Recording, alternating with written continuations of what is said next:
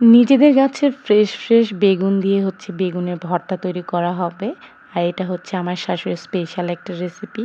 আসসালামু আলাইকুম everyone, welcome back to my another new blog. I hope সবাই অনেক বেশি ভালো আছেন। আলহামদুলিল্লাহ, আমি আপনাদের শায়েস্তাগঞ্জেও অনেক বেশি ভালো আছি।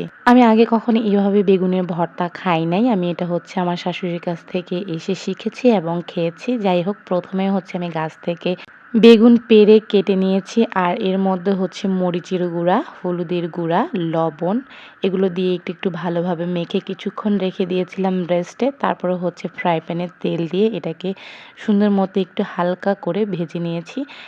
একদম কড়া ভাজা না, এটাকে একটু জাস্ট মিডিয়ামভাবে ভেজে নিয়েছি আর অল্প ভাজাতেই এটা একদম নরম হয়ে গেছে, অত বেশি ভাজতেও হয় নাই।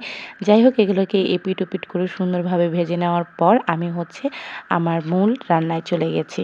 আরেকটা কথা, অনেকে হয়তো ভাবতে পারেন বেগুন ভাজার মধ্যে ডিম কোথা থেকে আসলো। আসলে ডিমের তরকারি রান্না করবো বলে এর সাথে একটু ডিমটাকেও ফ্রাই করে নিয়েছি।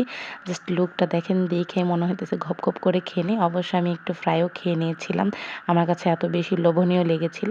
যাই হোক, এইদিকে হচ্ছে আমি ভর্তার জন্য সব কিছু রেডি করে নিয়েছি।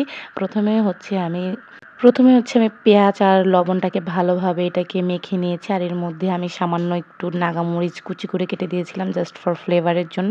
এরপরে হচ্ছে এখানে লাল মরিচের গুঁড়া অ্যাড করেছি। লাল মরিচের গুঁড়া অ্যাড করে এটাকে আরও ভালোভাবে মেখে মরিচ আর পেঁয়াজ ভালোভাবে চটকানো হয়ে গেলে এর সাথে ভেজে রাখা যে বেগুনগুলো আছে সেই বেগুনগুলো দিয়ে ভালোভাবে চটকে নিয়েছি এবং ভালোভাবে মথে নিয়েছি যাতে করে আঁশ ব্যাপারটা না থাকে। এরপর যখন এগুলো ভালোভাবে মথা হয়ে গেছে, জাস্ট লুকটা দেখেন, দেখে মনে হতেছে এখনই খায় নাই, কিন্তু এখন তো খাওয়া যাবে না কারণ এখন এটা কমপ্লিট হয় নাই। তারপরে হচ্ছে এর মধ্যে আমি দিয়ে দিব হচ্ছে পরিমাণ মতো সরিষার তেল বা ভালা তেল, শায়েস্তাগঞ্জের ভাষায় ভালা তেল। এগুলো দিয়ে ভালোভাবে মেখে নিব এবং মাখা হয়ে গেলে এর মধ্যে দিয়ে দেবো পরিমাণ মতো বেশ কিছু ধনেপাতা কুচি দিয়ে এটাকে আরও একটু ভালোভাবে মথে নিব বা চটকে নিব এবং চটকে নেওয়ার পর জাস্ট কালারটা দেখেন, জাস্ট ওয়াও অ্যান্ড ওয়াও। এটা দিয়ে আমি প্রায় 2 থাল ভাত খেয়ে ফেলছি, এত বেশি মজা হয়েছে। আপনারা বাসায় ট্রাই করে দেখবেন, আশা করি অনেক বেশি ভাল লাগবে। যাই হোক, আজকে ভিডিও পর্যন্ত। সবাই ভালো থাকেন, সুস্থ থাকেন, আমার পেজের পাশে থাকেন। আর ভিডিওটা যদি ভালো লেগে থাকে তাহলে অবশ্যই আপনার ফ্রেন্ডস অ্যান্ড ফ্যামিলির সাথে শেয়ার করবেন যাতে করে তারা ভিডিওটা এনজয় করতে পারে। Thanks for watching my video.